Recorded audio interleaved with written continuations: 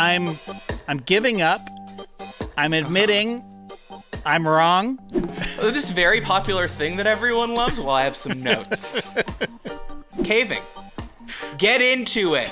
Anytime there's a video of a dolphin humping a person, that video is getting sent to me. What a joy just to see horny dolphins all the time. Totally.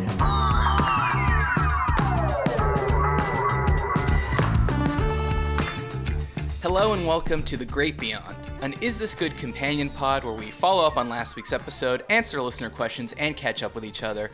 The person I'm catching up with is, of course, Jason Doyle. Hello. Hi, JD. Thanks for coming. Off the top, I want to give a quick Tass update. Not to go too into it because we are recording this early, like a couple days early, but would be remiss if we didn't share good news, which is just that generally that Tass is doing really well. And I know they're even talking about releasing him from his rehab facility to do outpatient care so he can recover at home. I think there's still a long way to go, but this is really amazing news. And I know you saw him a couple days ago. Yeah. If you want to just say what that was like. No, I saw him twice over the weekend. I saw him on Friday and I saw him on Sunday, and he's doing great. And between Friday and Sunday even, there was a marked improvement. Physically, he's doing incredibly well. It's just the brain stuff that he's trying to catch up on, and he's going to rehab for. And all I can say is that he's doing great, and feels like he's on his way back. I mean, it's amazing. The body, very fragile, very resilient as well. So, shout out to Tass. Yeah, fuck, that is so amazing to hear. We love you, Tassie. It's like I want to say he's like a medical marvel, like way ahead of schedule, but I don't no idea what the doctors are saying. I don't know if the doctors are convening in a room off of his going, what the fuck? You see, we gotta fucking call Professor X. This guy's filled with adamantium. Right? It is Tass, though, as well. The guy is in incredible shape. He's a 42-year-old guy. He's got... I don't know what you would call it. Good bones, good makeup, good DNA. I don't know what it is. It's but wouldn't expect anything less from the guy, to be honest. He's just a beast, you know. All right. Well, we'll share more good news when we have it. As I said, this is a couple days early, so when you're hearing this, the news might even be better. So yeah, keep going, Tassie, and excited to see him soon in Atlanta. The reason we are recording early is because you are leaving on a jet plane. Yes. You are going to New York City, the city that never sleeps. Yeah. Why are you going, and are you excited to be going? I know you haven't been in New York in a while. I have not been in New York in a while, and I am excited to be in New York, although I think it's going to be one of those frustrating trips because it's for work, and we're all booked up. We're going to the New York Times building, Matt. We're going to spend the entire day in there. Honestly, that is cool. Do you think that's cool? I think that's cool. I actually do think it's pretty cool, and I have a badge to get me in. And I received my work badge. I haven't had a work badge since back in the Turner days. And I was like, oh, I hope it says New York Times on it somewhere. No offense to The Athletic, but, you know, I'm not the biggest sports guy. It does say The Athletic, which is owned by the New York Times. So we are their sports page now. So it's going to be feel pretty cool to flash my badge and just walk the halls of the hallowed New York Times. It's crazy. So you're going to be like, you're going to bleep your past and then say, show me to A.O. Scott. I have some questions about a review he wrote 12 years ago. That's exactly right. And I'll pass by Maggie Haberman's desk. I got a couple questions for her. I'd like to see the entire op-ed section, actually. Yes, I have a few bones to pick with them.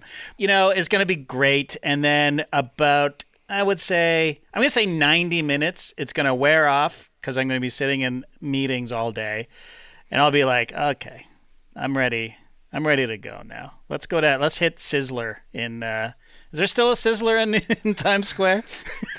I mean, Smart Money is on Yes. Yeah. Oh, they got everything there, JD. Oh, I know. But so have you made a dinner reservation? Is anyone taking the lead here? You know, with you out of the picture, we are sort of floundering a bit, but there is talk of dinner. Our buddy Jared's going to be in town as well simultaneously. Oh, nice. And our man Jerome, of course, is going to be there. So we will be, I'm going to consult with you afterwards because, like you say, it's been years since I've been to New York. I guess the last time I was with you, maybe? It's possible. You might have been one more time in between. Right. But I don't think I've been there since, I want to say 2016 or 17. Okay. Yeah. So I have been there since. But yeah, the last time I was there with you was the NBA Awards. Yes. So. Hey, we have a lot of TBJ starters, no dunks memories in New York. 100%. Yeah. The classic walking to Shake Shack. I don't know if Trey's going. Make sure he's fed at all times. Maybe pack some almonds, some cashews. Yeah. Some dried cranberries. Mm-hmm, mm-hmm. So you could just hand them to him in that meeting, so he doesn't go ham on Brett Stevens. So he doesn't say, "I'd like to see Arthur Sulzenberger." What's that guy's name? I think it is Sulzenberger, isn't it? Yeah. Yeah, anyway. Just make sure Trey's on a full stomach when he sees him. We'll keep him fed. We'll keep him fed. Big boss.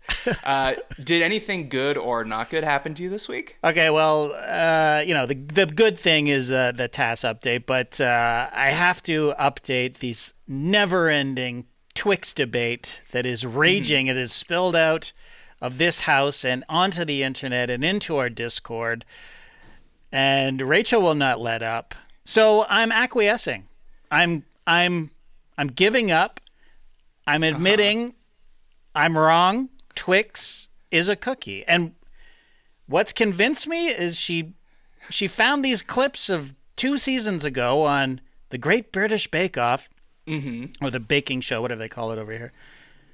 And they are referring to Twix, but not saying Twix. And it's in the context of making a cookie. So if Paul Hollywood and Prue think that Twix is a cookie, well, it's a cookie. So I'm wrong. I lay down my arms. I'm watching the British Bake Off for the first time ever, by the way. Whatever season this is, I think it's 11, maybe? Yeah. I am watching. It's 2 episodes in. Yeah. This is my Survivor, JD. It is, honestly, it's one of my favorite shows ever. Ever. I resisted because I really hate baking. Like, I don't like doing it. I like cooking. I like the savory part of the culinary world. Same. And I just like cooking because it's just like, I don't love cooking from recipes. Like, I'll look at it, then I'll kind of freestyle. Yeah. Just how I like to express myself, when I get in the kitchen. What I put on the plate is part of my personality. Right. And I can't have my personality being a Claire Saffitz recipe. Maybe you could go visit her at the New York Times. Okay, yeah. Just check that out. Ask her how to make a challah properly. Okay. We're struggling over here in the household. But baking is just so precise. And even then I've learned that what I grew up just pouring flour into a measuring cup as, making chocolate chip cookies with my mom. You can't do it that way because the way the flour sits in the cup could be different. You got to weigh it. Yes. It's all grams. You got to go grams. Grams, metric, all the way. Anyways, it's too scientific. And then you got to measure the temperature of the oven. And then, the cooking is exactly precise. Yes. Just as I'm learning on the Bake Off, the criticism, they'll always be like, you should have left this in the oven for 2 more minutes. Right. 120 seconds is the difference between you winning and losing this competition. That's right. But I started watching it, and it's charming, obviously. Yes.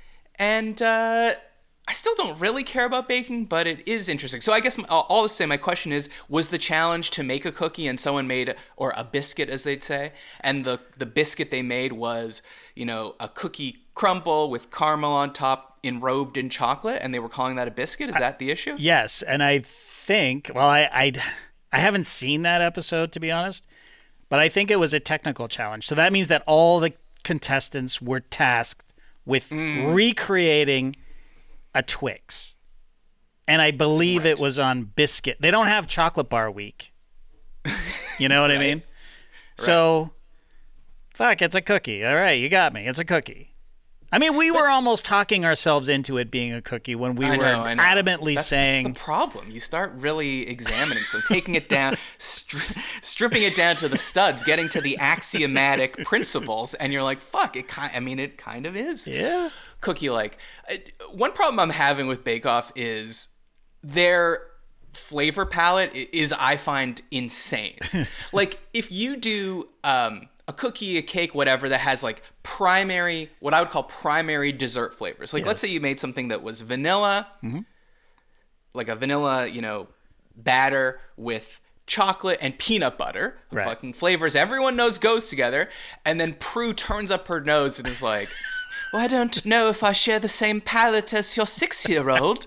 And it's like, oh, sorry, it doesn't have rose tea infused hibiscus, with a date in the middle. And like, if you put a fucking chunk of fruit in the middle, these people are fucking losing their minds. Yeah, yeah. But if it's just a classic shit, like bananas, chocolates, peanut butters, coconut, they turn up their noses. And I don't want to eat 99% of the stuff they're making on the show. Right. I hear you, but I just love it. I love...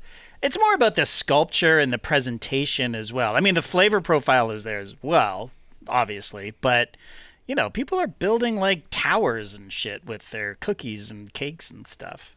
I know, but that's also gross because they put so much fondant on the outside. Look, I'm not presenting myself as an expert here. But, like, in an Is This Cake world, a post-Is This Cake world... By the way, I keep turning to Jill, I'm like... Are they about to do Is This Cake? She's like, no, they're not Is This Caking. I'm like, is this an Is This Cake? But to do, like, they are kind of doing, not an Is This Cake, but the last thing I watched, they had to make the dessert look like another kind of savory food. So a lot of people are doing, like, this is a charcuterie plate, but it's all biscuits, or this is like a pizza, but it's dessert, or that kind of thing. Right. And they're trying to make them look realistic. Right. Like the actual savory food. Yeah. But they have to put so much fondant on it, like that thick, pasty thing to then paint that or to make that a certain color. Yeah. Who wants a dessert like that? Who wants to slice into a cake and there's like a half-inch layer of, I don't even know what it is. Yeah, but you're not wrong. But we don't get to taste the food, so who gives a shit? We're watching them construct it. We're watching the stress of it. We're watching the emotions, the highs and the lows. And it's just nice to be in that tent, Like, it's just one of the most pleasant places on earth, it seems. So that's all. Yeah, my only other, I don't know if this is a gripe or this is just, I just don't know how it works, but in Top Chef, which is the cooking competition that I watch every year, yes, they're there and they don't have access to any notes and they're like sequestered. They don't go home. And in Bake Off, it seems like do they go home between every episode? Because they're coming back with a list of their own recipes that they're about to be making. Yeah. Like for the showstopper, let's say. Yeah. For the showstopper and the first one and the third one, though they've practiced at home before they get there, right? And there is a practice tent, apparently. So I think they get to practice their showstoppers. And what's the first one called? It's just the assignment or whatever. It's like the what we would call in Top Chef, like the quick fire, right? Like the first thing. But and then I don't really feel like they're evaluating all three courses very well because they don't name a winner of the first one.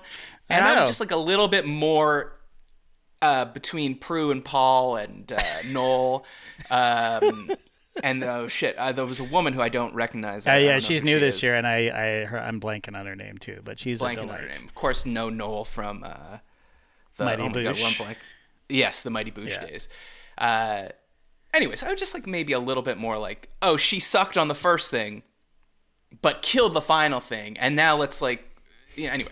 Whatever. You gotta chill, man. You gotta take a gummy beforehand. I know. I can't come in 11 years later, 11 seasons in, and be like, oh, this very popular thing that everyone loves. Well, I have some notes. Well, you're in Top Chef. You're in Iron Chef mode. You know what I mean? Like you're cutthroat, fucking, chopped, that kind of thing. You just gotta sort of just chill out and enjoy the niceness. Let it wash. Yeah. Let it wash over you. All right, so Twixes are cookies. I'm not going to agree with you on principle. Going to hold fast to That's this fine. one, That's fine. You know what? A little friction in the relationship. It's nice in your is always marriage good. that you can admit that you're wrong. Yeah. On the important things, I can admit that I'm wrong. We're not married yet, so I never have to. Not being married means never having to admit you're wrong. That's what I say. What was this other argument about bands? So Lincoln is having this stupid argument with Rachel. Now, I'd love to hear your take on this. Lincoln contends that Creed, the band, is better than Nickelback. No. Are you sure? Get him on. Where is he? Calm down. Get him out of school. He's off school today, but he's not here. Yeah, I thought it was interesting. Yeah, listen, I'll say this. I agree with you that Nickelback is the better band. So we're talking about the two shittiest bands other than Oasis, right? Like, it's a tie for 3. Shut. Come on, man. Now I'm going to have to take you out of school. I'm going to take him out of school, put you in school. Fred Flintstone style, like when he puts the tiger outside. So if I had to choose, I would probably choose to go see a Nickelback concert because I think it would be more fun. But there are songs of Creed that I like more than Nickelback songs. Like Higher by Creed is a guilty pleasure of mine. I fucking love that song. Oh, and that's fine, but I can only name 2 Creed songs, with Arms Wide Open and Higher. Yeah. And I would say, like, the easiest argument to make is if you think they're both bad, then I would just say they're both bad, and Nickelback has way more popular songs. Yeah, but not better songs. They don't have a better songs. The 2 good songs of Creed are better than all of Nickelback songs. Do you know what I mean? But if I went to a Creed concert, I would be sitting there waiting for them to play those 2 songs. And the rest of it I wouldn't care about. But Nickelback, I would be like having a few beers and enjoying the basically stadium country is what they are, really. Nickelback, you mean? Nickelback, yeah. Yeah. I just think How You Remind Me is a decent song. Like as a pop song is a better song. The hooks are better. Oh, so you think that's better and I than think Higher, I would say actually the one thing about Nickelback you could say is that for all the vitriol that's been thrown at them, they don't take themselves that seriously. Yes, that's true. Creed takes themselves as seriously as anyone Wow. could. I mean, because Scots, they have that religious, like, with arms wide open, sort of like high-minded Christianity to them. Like, they think they're doing something sort of high-minded and important, where Nickelback is just like, we're just a dumb rock and roll band that happened to become super popular that happens to write catchy songs. Right. Sorry. Like, I'm sorry we're so popular. And they are popular. They're very popular. People love Nickelback. Yeah, and just from the memes alone, the look at this photograph, look at this graph, I mean, I to me, it's no comparison. Like, I wouldn't really want to listen to either. No, I mean, that's not what this is about. This is just about the two most reviled bands in the world, I think, or in the rock world. But this is actually interesting, like the reassessment of music looking backwards and how you lose control of the narrative. Like, well, I hope I remember the specifics, but I listened to this podcast called IndieCast, and they were just actually having a discussion last week about how this band called Duster, which is sort of this like slowcore band from the 90s, is one of the most popular alternative 90s bands on Spotify, like by streaming. Duster, like if you added I've never heard of them. Like Built to Spill and Guided by Voices and Pavement, like it doesn't equal all the streams of Duster because just people have gone backwards and said like, we as Gen Z like this music. I don't know, it appeals to them. It's like, you know, big on TikTok. And sort of in the same way that I'm just trying to remember the 2 bands, like if you look back at the 70s, I forget that. I know one example was Fleetwood Mac.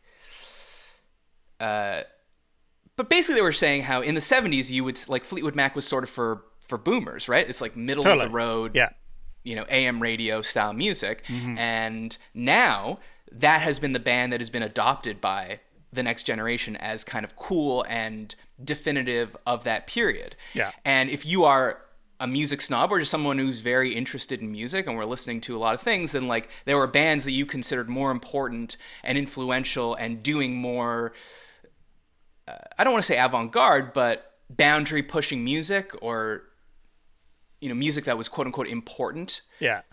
And now it's just like, no, we just think that this band that was sold the most records and was insanely popular. Right. So I guess sort of the opposite as the Duster example. But all this to say, you go back and you play someone Black Hole Sun and you play someone Higher, sonically, they're not that insanely different. You know what I mean? True. It's a guy singing, it's, you know, distorted guitars. It's a sort of a similar tempoed song. So if someone decides, hey, I like Higher more than Black Hole Sun, what are you going to go back and go, no, you don't understand. Soundgarden was cool. And like, you know, Chris Cornell was the voice of a generation and Scott Stapp was a laughingstock. It's like, well, I don't know what to tell you. Without that context, I just think I like Higher more. Yeah. I mean, what are you going to do about it? You're talking about like a difference between a pessimist and an optimist, because I feel like the optimist would like Higher and Black Hole Sun is, you know, lyrically, tonally. But you're right. I agree with you. I think that it would be hard to... I mean, my kids are just discovering music, like, just online, like Apple Music or Spotify or whatever. And you're 100% right. I've never heard of Duster. Never. How's that possible? Yeah, they're around. Go stream. I wanted to say that a good thing that happened to me was, you know how like some people have a specific thing they're obsessed with, and then it's good because everyone knows what to buy them. Like my aunt was obsessed with cows. I'm not sure she still is. So everyone would buy, like if they were on a vacation or need to buy a present, something cow themed. Sure. Like a little cow trinket or a little, I think she had a cow little chalkboard in the kitchen that she could write little sayings on, or cups that had cow print on them, you know, whatever. And I realized that doing the show sets us up for basically telling people, hey, anything you see about this thing, send it to us. Right. So like from last week, anytime anyone was in a store seeing something that's like double chocolate cookie, double chocolate brownie, they were sending that to me. Right. Yeah. But my new favorite thing is that anytime there's a video of a dolphin humping a person, that video is getting sent to me. And just what a joy. What a joy just to see horny dolphins all the time. Totally. Yeah. You shared that with the group chat, and that dolphin assaulted that woman. There's no question. That's holding up in court. Like if they had that, I don't think the story we were talking about was like in the early 90s. They didn't have camera phones. But if that photographic evidence existed and that guy did anything similar with that dolphin, he would be in jail. Totally. But then again, the dolphin does it to the human. No one cares. We think it's a hilarious gag. Oh, you dolphin. You horny dolphin. Yeah. The other good thing is, do you remember my pandemic obsession with rock climbing? Yes. Okay, so during the pandemic, I was watching a lot of Red Bull TV. Nothing better than being completely isolated in your house, but also consuming things by the brand Red Bull, just getting fucking hyped up to sit on the couch alone. So, you know, I started with your Alex Honnold's and your Tommy Caldwell's, but I got deep into your Chris Sharmas and your Alexandras and your Ashima Shirashis, you know, the whole gang. Sure. I'm nodding like I've heard any of those names. Well, thank you for nodding. It's like, you know, your Alex Honnold, that's the Beatles. Okay. And Tommy Caldwell's maybe the Stones. Ooh, okay. But then Alexandra, like maybe he's the Kinks. Gotcha. Oh. You know, and you start getting deeper. Yeah. Into it. But instead of going up, I'm going down now because I'm a cave girly. Oh, love interesting. Caving. Spelunking? Is that spelunking? I think spelunking is rappelling into a cave, but I wouldn't demean what I'm watching by calling it spelunking. Oh, okay. Like the thing that started me on it was the Thai cave documentary. Sure, yeah. The Rescue. Mm-hmm. And then I saw the Ron Howard movie 13 Lives. And then it died down. Like, you know, that was the initial thing. And then now last week I read this article in the New Yorker from like 2014 about this guy, Bill Stone, who's trying to prove that this cave system in Mexico called Chivay is the deepest cave in the world. Okay. And he's been on like a lifetime quest to prove it. And every time he goes in with this huge crew and he gets a little deeper, but then he has to stop and then he comes back out and he keeps going back. Anyway, so I watched a documentary about that. I watched another documentary called Dave Not Coming Home, where, spoiler alert, Dave does not come home. Oh, jeez. So anyways, I am just fucking fascinated by caving right now. And I just want to know, does this appeal to you? Is this anything you're interested in getting into with me? With you? Not participating in court, of course. Oh, not participate? You don't want to go in a cave? No, but that's what I think is beautiful about it. It's like some idiots watch this extreme shit and go, wow, that'd be so cool to do. And then they start fantasizing and like, when I have more time, I'm going to get into this and I'm going to buy the equipment. And I'm like, no, I will never, ever do this. I'm not built to... I mean, I am built to fit into tiny spaces, but physically speaking, but mentally speaking, I am not designed for this at all. Right. Like, it's truly horrifying what these people do. Oh, God. And some people do it underwater as well, like cave diving. Like, yes, oh my God. Yes. That's the Dave Not Coming Home situation. Oh, is it? Oh, yeah. Yeah. I think I am definitely into watching the dive stuff and the actual exploration of caves. I don't think I could do it. I've been to I think they were called the Takalichi Caverns in Tennessee. And you go deep and you feel the earth looming above you, Yes. and it is not a comfortable feeling. It looks cool, like the stalactites and stalagmites everywhere. And you feel like you're in the Goonies running around, but I would never do it on my own, like, exploring caves. Are you fucking crazy? Yeah. There's no way. It's funny that you say that, like, you feel the earth looming around you, because it got me thinking about that, like, the famous Seinfeld thing where he put a picture of the galaxy on the wall and then, like, circled earth. And the message was basically like, hey, I know you guys are stressed in here, but when you think about it, we are just this one tiny speck in this entire endless galaxy, and on that tiny speck we are like a tiny less than an ant. So like, don't think that your problems are so important. And it gave Jerry a lot of comfort, but it freaked Larry David out. And that's what's so interesting about caving is these guys are like, they're filming them, they're in a hole that is like they're stuck basically, and they're pushing through this tiny little hole and they don't know what's on the other side. And they don't really know exactly if they're going to keep going forward. Like, they keep going forward and then they get to this end point and they're like, oh shit, now we got to figure out how the hell we got here and get back out. But they're like, this is when I feel the most at peace in life. Wow. Like, it's just silent, quiet. There's no light. Like, there's literally no light. But they're like, this is the most at peace I've ever felt in the world. And to me, I'm like, that would be the worst I've ever felt in my life. But it's just so funny, like, the span of that, right? Like, what to one person is enveloping and womb-like and calming is just claustrophobic and in some cases, like on these expeditions they're going on, they are like 15 days from being able to get out. Oh my God. Because that's how long it takes to get out. Anyways, insane. It's crazy. And I also just love that they're just the most normal people. Like, climbers are fucking cut. You're right. Like, not an ounce of fat on them. And these guys are just like a plumber that does this, or like a scientist, a biologist that does it. And they're just normal, the most normal looking dudes, but they're fucking badasses. Anyways, caving. Get into it. Watching it, not actually doing it though. Don't do it. Well, I mean, I don't want to tell you. I mean, it is one of those sports where just like you will eventually die, probably. Especially in the deep water. I mean, that's what Dave Not Coming Home is about. Is this guy dives in this famous cave? I think it's in South Africa. And he's on the super deep dive, and he sees a dead body, and they know that it's this guy that was exploring that cave and had died. So this new guy, Dave, he's like, we're going to rescue him. And you don't typically rescue people at that depth just because it's so dangerous and so labor intensive. And it's about him trying to bring this body back, and spoiler alert, Dave Not Coming Home. He's trying to rescue a dead guy.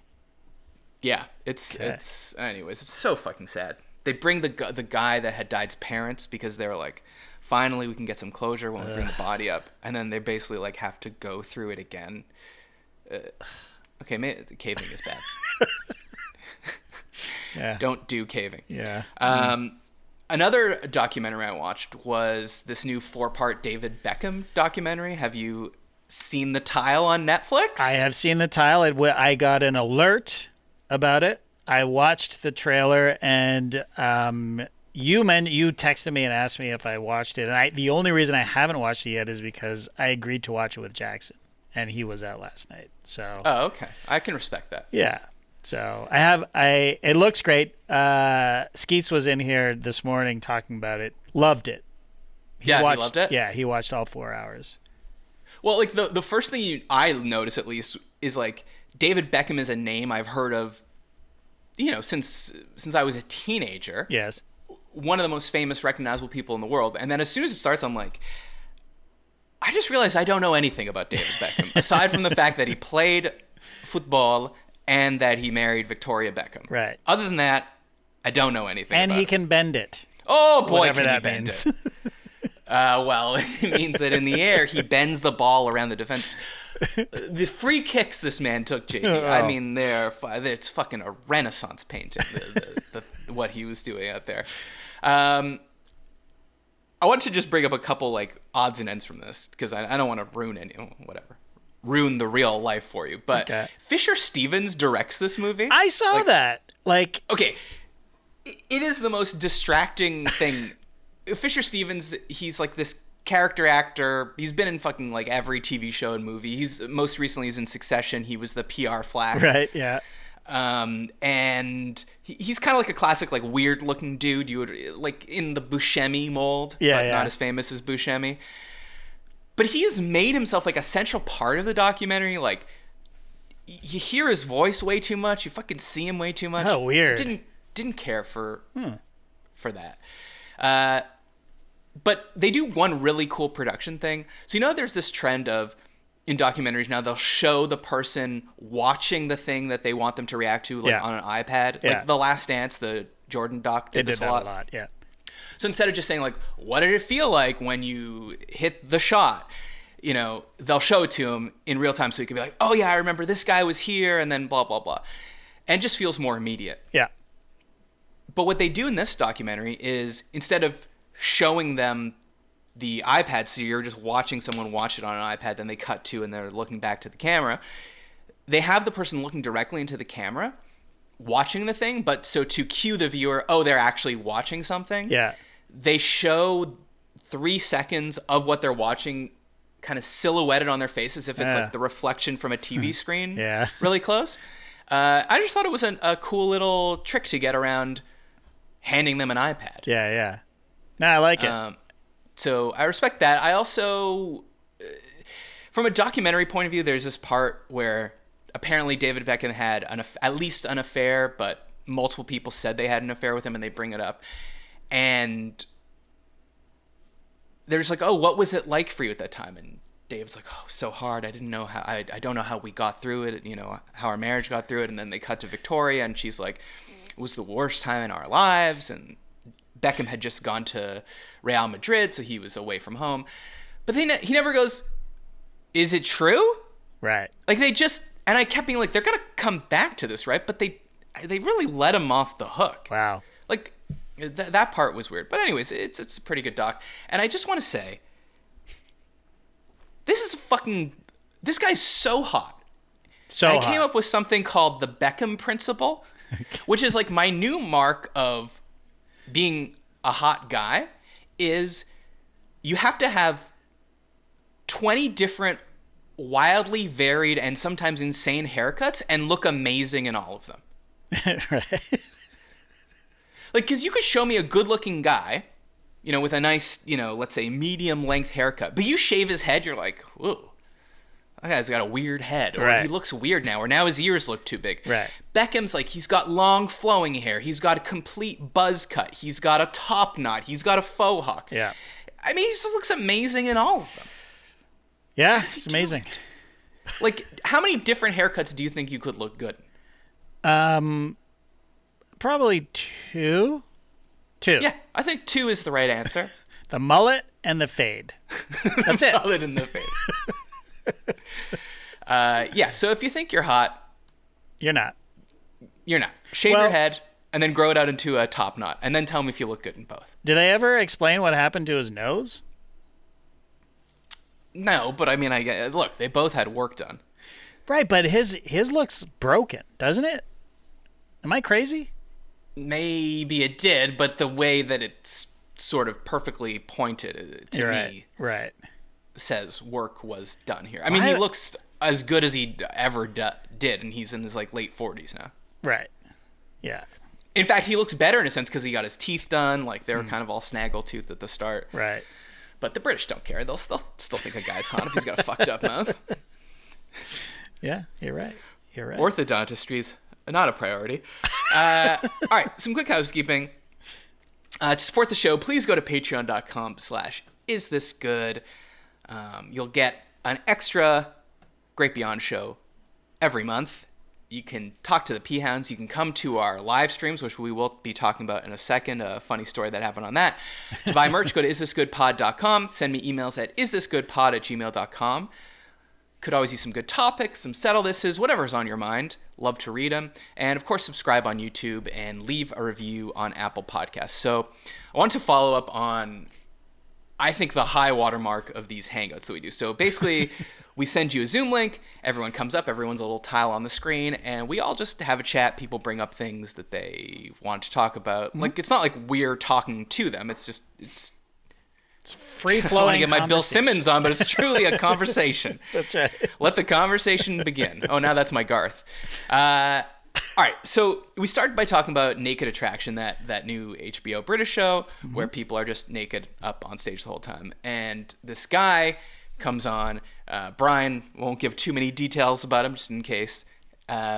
He says, like, oh, yeah, like, well, I was a nude model once. And we're like, well, what do you mean? He's like, well, for bachelorette parties, they would do these paint and sip nights, where normally maybe you'd go and paint like flowers or the sunset over a bridge, whatever it is.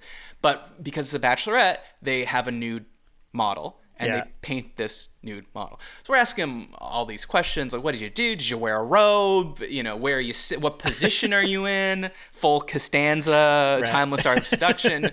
Found out, no, he was just sitting in a chair, which you don't want to be sitting, right? If you're naked? Not me. Absolutely not. No. You want to be standing up, maybe leaning back a bit. Yeah. Yeah. Sucking in the gut. Maybe double teapot.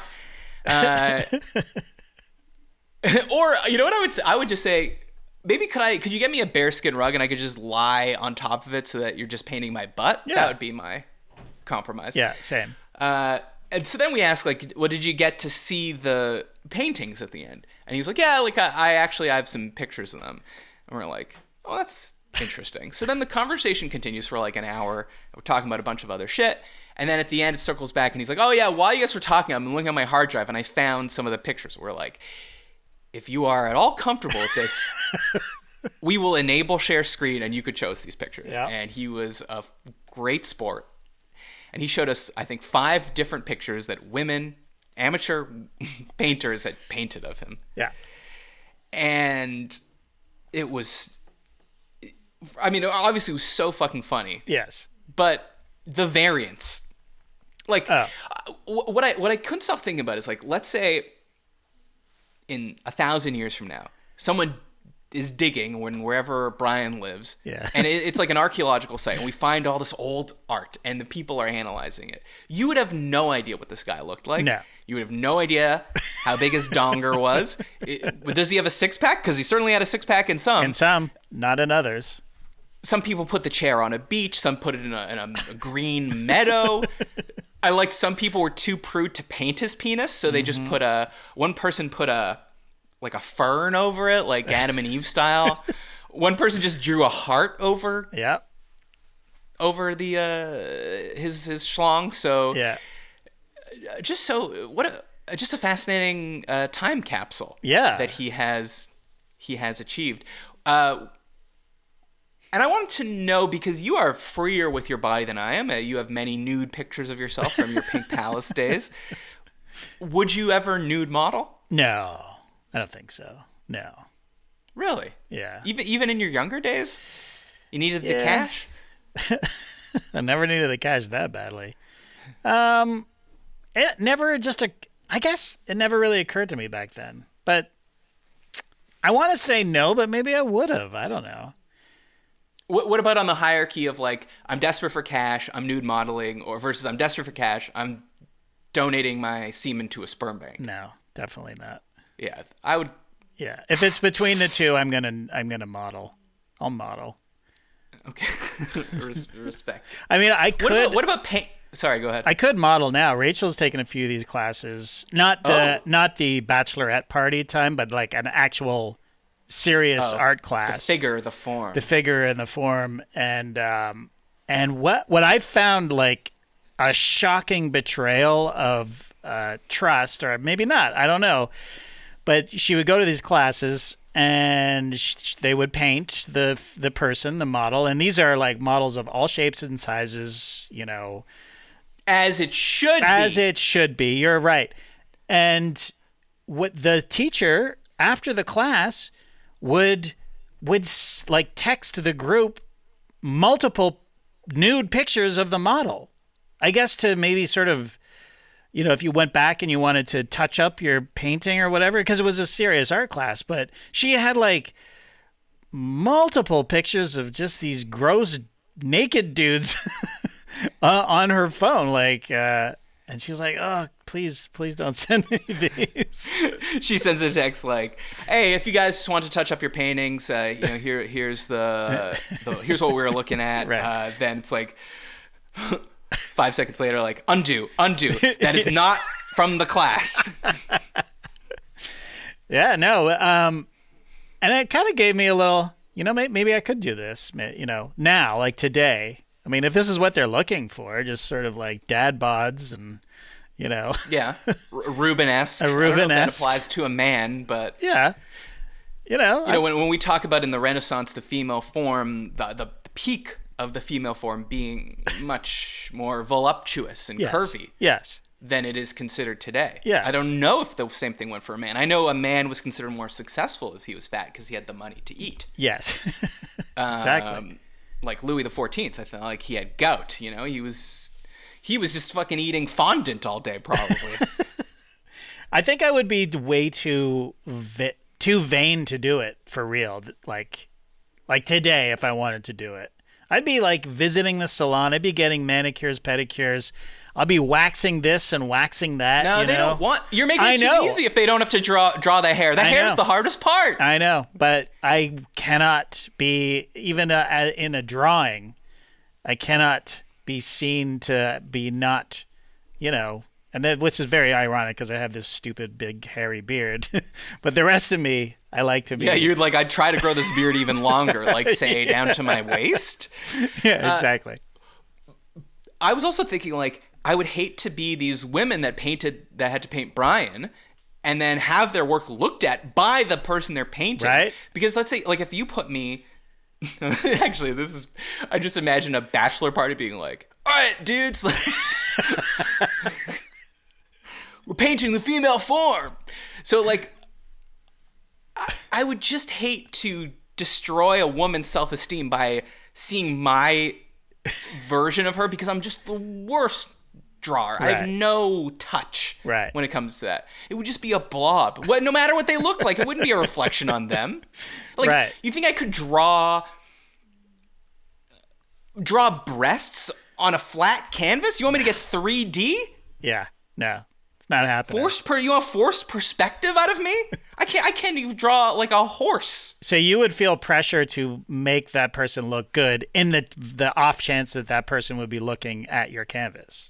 Well, I want to put them in the best light. I mean, even for my own self-esteem. But like the idea that I could realistically portray the vulva. But what about like if they have like a bit of a punch? Perfect, you know, whatever. Everything else is fine. But there's a little punch. Would you? Ideal. Well, no, because what are you going to say? Like, if it's a guy, it's like, oh, well, the guy was so fat I couldn't see his penis. Again, yeah, ideal. Yeah. I don't know. I'm just so scarred from drawing because I'm just so bad at it. I remember in the second grade, our teacher had some kind of surgery. I don't remember what. She was gone for like a month. And we had a substitute teacher, and the substitute teacher said, like, to show our support, I'm sure it would make her smile if we all drew pictures of her, and then we'll send them to her in the hospital.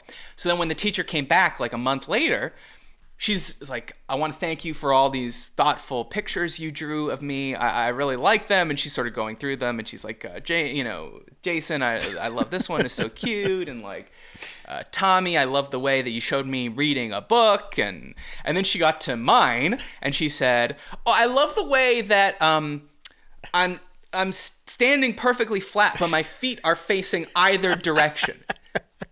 That's literally what she said. Yeah, like, and I was like, am I starting to understand what sarcasm is? I'm like, oh, we're not just trying our best now in the second grade here. We're not just doing what we can. We're actually like critiquing. Because, it's like, if you draw, like, picture like a stick figure, basically, like a filled out stick figure, where the feet are just going like that. It's like, line flat. I can't make the feet face forward. No. I don't know how to do that. And you know what? Some of those ladies painting Brian couldn't either, because there were a couple of, if you go back and look at it, they are akimbo. The feet are exactly how you drew them. The penis is absolutely perfect, but the feet are sideways. Yeah, that's another good question. Do you start with actually, no, that's stupid. I wanted to get the details right on the penis so you didn't feel weird, and then I just drew you in around it. Right. But like, why can't I be like, so like in ancient Egypt, like you look at the hieroglyphs in a pyramid in ancient Egypt, like they are drawing like walk like an Egyptian style people, like that I could do. Yeah. They weren't putting their feet forward, yet people are celebrating them.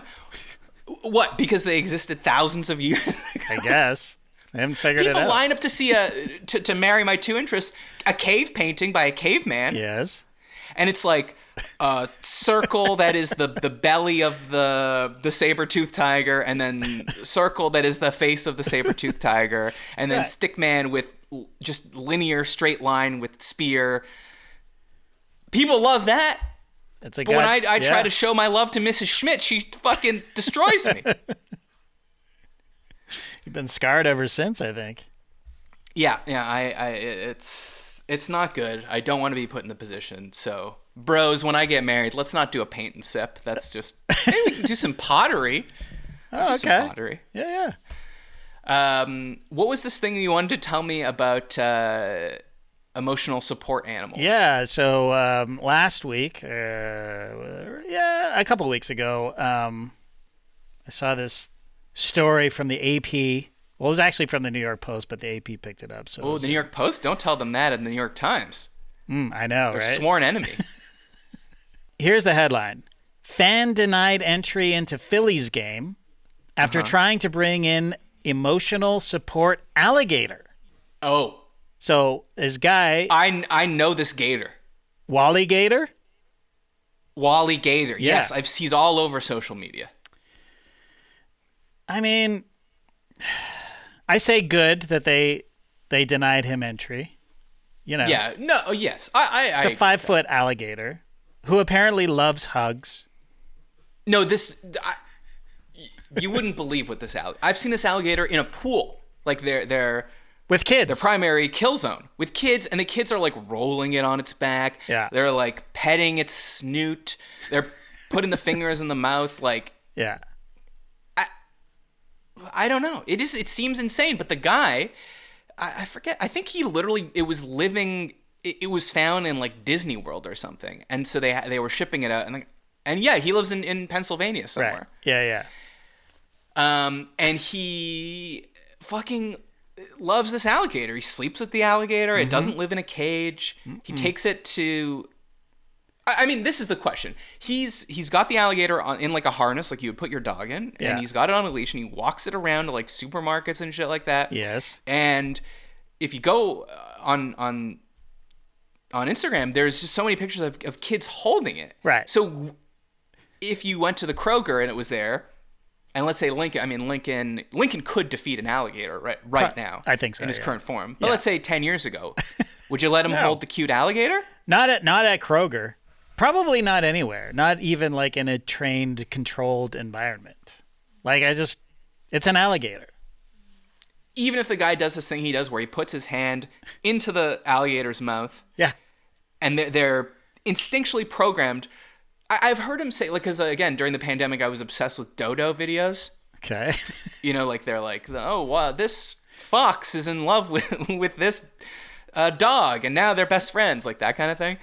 And he was saying that like it has no instinct to snap. Right. And he said I'm not sure if there is another alligator in the world that is like this. Like I think he's almost saying like there's something wrong with it. Wrong with this alligator. Yeah. He's like, this is a shitty alligator. It's the worst It's alligator. like if the whole purpose of an alligator is to snap down on things, Yeah. this one broke. Yeah. You gotta take that alligator back to the store. Yeah. Yeah. You know what? I'm happy for Walligator's owner. It helps him with his depression, apparently. But you don't need to bring an alligator to a baseball game. That's all. I don't want to be the guy sitting next to an alligator. A 5-foot alligator. Yeah. He's almost peacocking. Like, like alligatoring. Like, oh, look at me. I could take this alligator everywhere. Like, now I'm the star of the show. Yeah. Don't watch these hardworking men on the field. Don't watch the boys of summer. Watch this alligator that I have with me. But it's impossible to tell because I swear to God, every week there's a story of like, or there was a famous story about the woman that had the chimp and it was like, this chimp is my best friend and I've had him for 20 years. And then one day, didn't it like eat her face off or rip her face off? Mm-hmm. Right. So it's an animal. You just don't know. Exactly right. I mean, there's dogs are the same. Dogs are the same. Totally. Your dog. My dog tried to bite your face off. That's right. And you know what happened to that dog?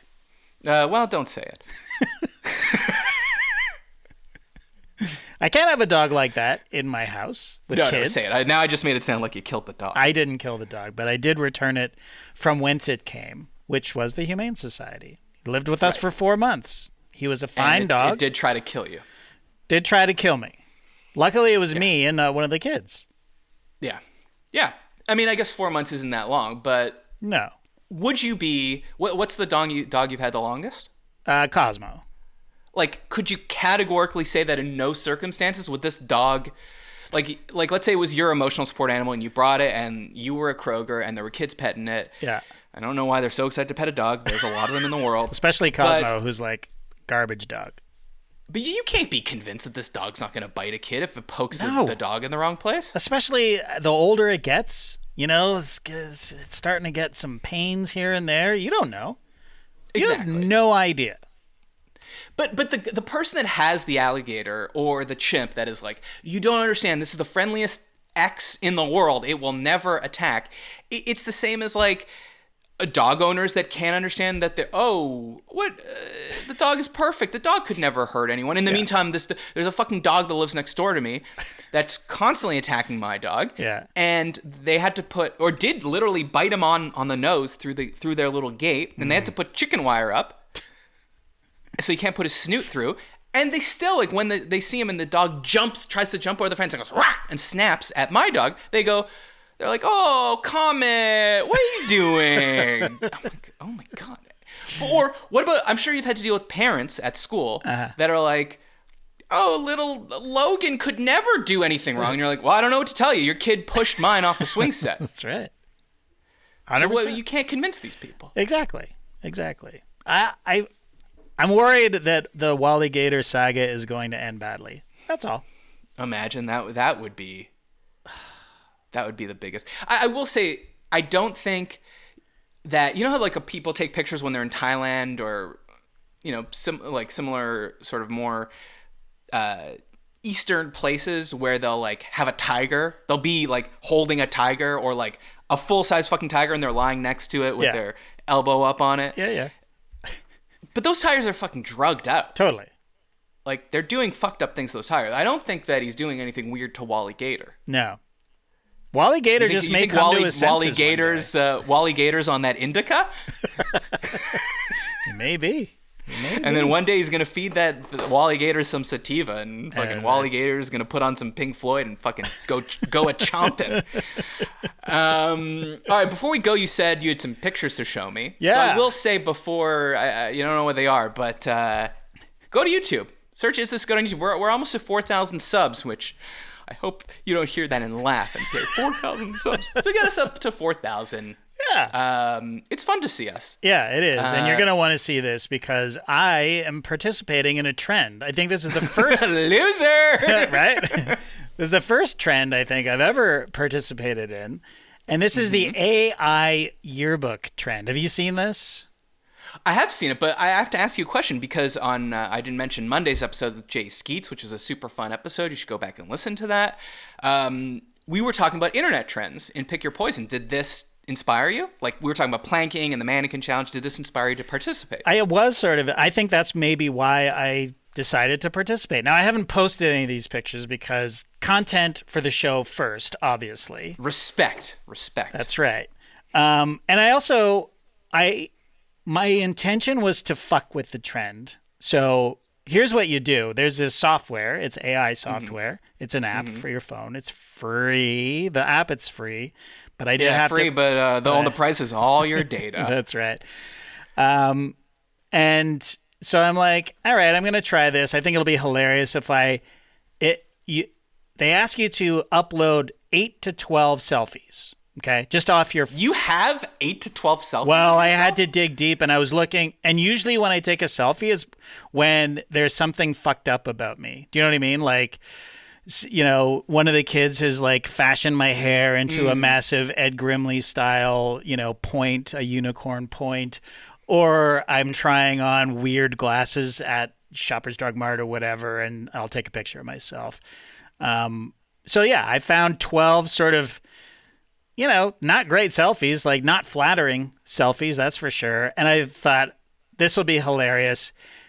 Because the algorithm's going to fucked up. It's going to look like weird, deformed, AI pictures that we've all seen, like just random, brutal shit. And I got 60 pictures. It cost me $60. I got 60 pictures. Wait, I thought you just said it was free. It's free. The app is free, but if you want the whatever.